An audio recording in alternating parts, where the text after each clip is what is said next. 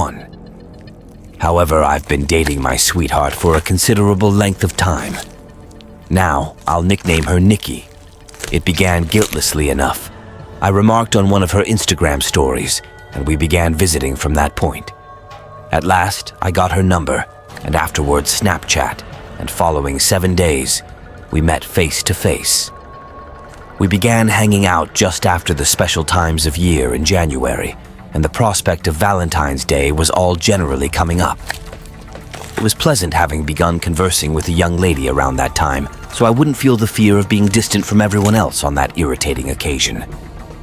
Yet, as Valentine's Day drew nearer, and Nikki and I were a couple of dates in, she trusted in me about a stalker circumstance.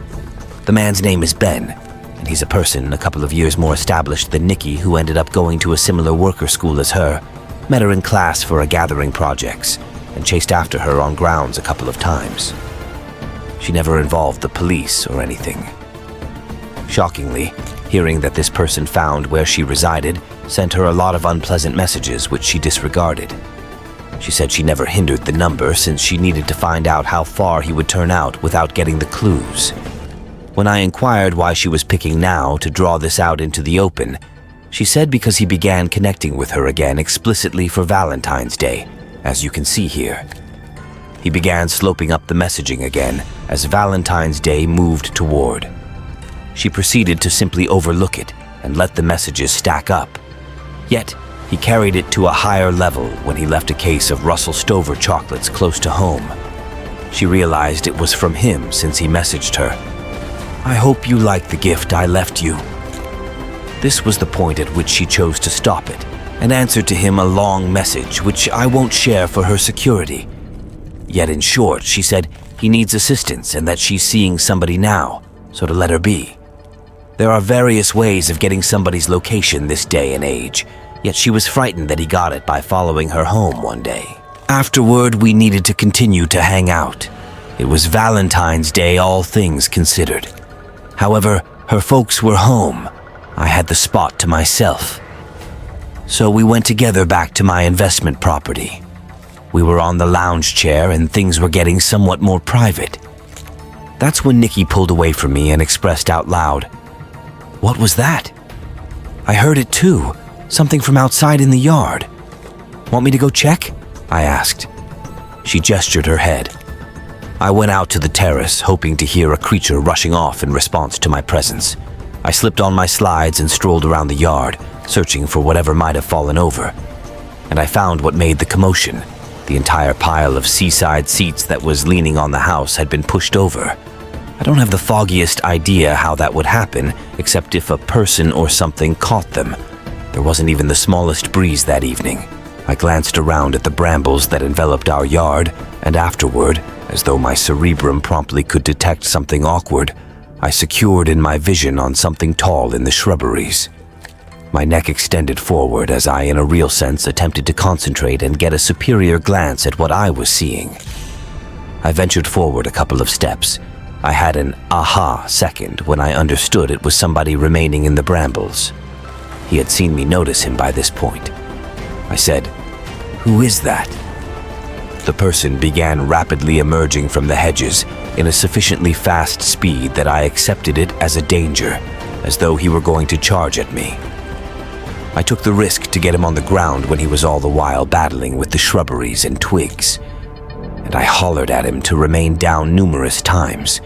I shouted Nikki's name until she came outside, and I said, "Call the police." The person on the ground battled and attempted to get free a couple of times.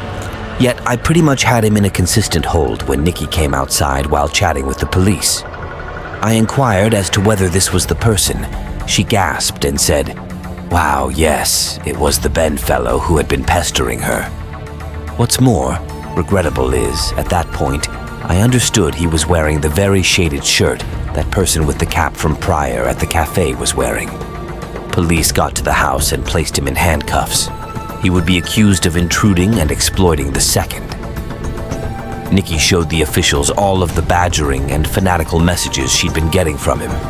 Since he was at that point being captured, Nikki squeezed charges for following and provocation, which the person ultimately wound up paying a fine for and getting a misdeed. Nikki got a request for assurance against him, and presently, in the event that he at any point contacts her again, he'll be captured again. Ben was the definitive wet blanket. Say thanks to God he's mostly savvy enough to not have reached her once more. 2. This happened a long time back. Valentine's Day was coming up.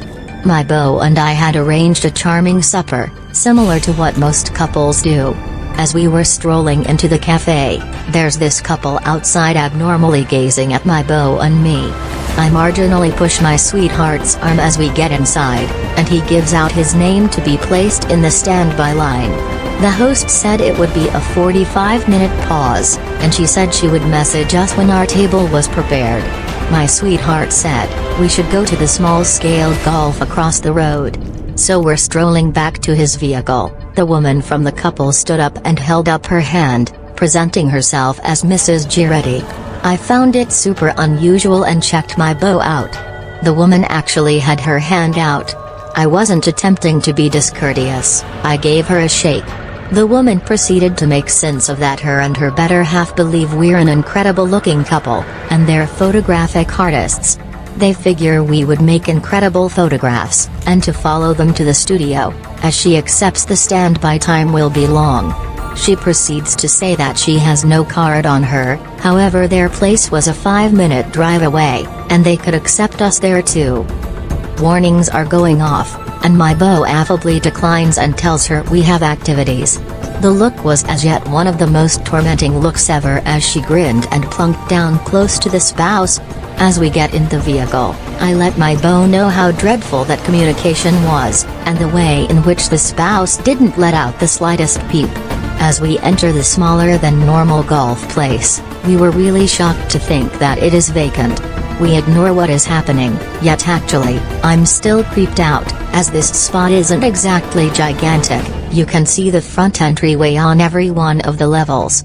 So as we're on our 5th round, I hear the entry chime ring. I go to look, and my heart sinks. It's a similar woman with her better half.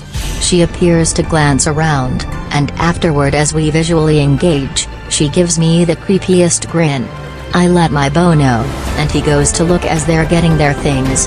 I tell my sweetheart I'm awkward, and we ought to simply go stand by in the vehicle, as 15 minutes have passed as of now, so it wouldn't be significantly longer.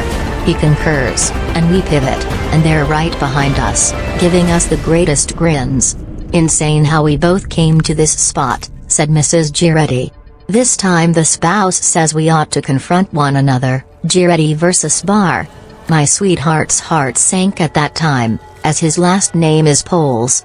We considerately declined, not having any desire to know how they knew that data, and we said we need to go. Both of their grins blurred as we hurried out of there.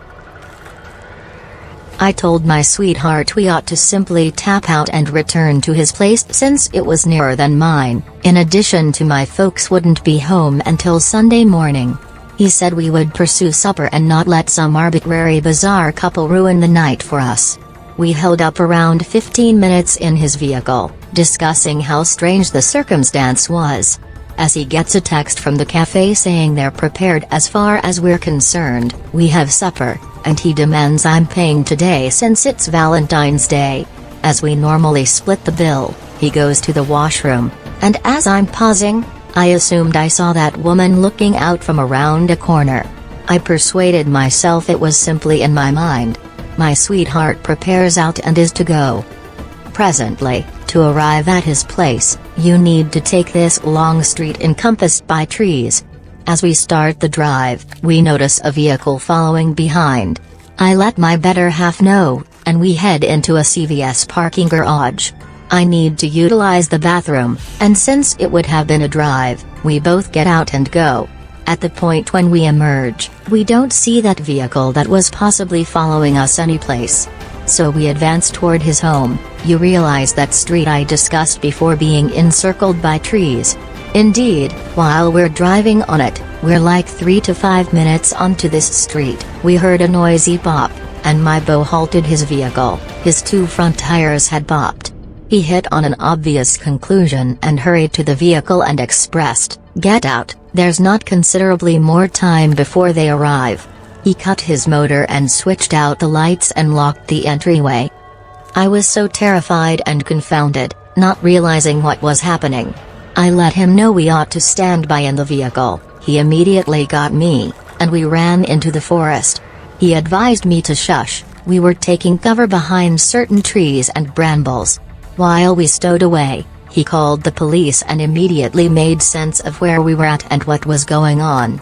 The administrator requested to remain available, and the police would be here in 2 or 3 minutes. He said he was unable to remain available and hung up. As we remained sitting down, we heard a motor coming up. My sweetheart said to lay level as he did as well. We heard the motor to the vehicle stop, and we heard the natural voice of Mrs. Girardi, assuming that was even her genuine name. She hollered. We took excessively lengthy. We heard a vehicle entryway close, and afterward a vehicle immediately dashed away. We remained down until the police arrived, which was around 2 minutes after the fact. We made sense of the circumstance and got told we would be reached assuming something came up. I called my sister to come get us, and he called the tow truck for his vehicle. After 4 years, nothing has come up on it, and we never figured out what they needed or what their identity was. We're presently hitched with an insane story to tell our children.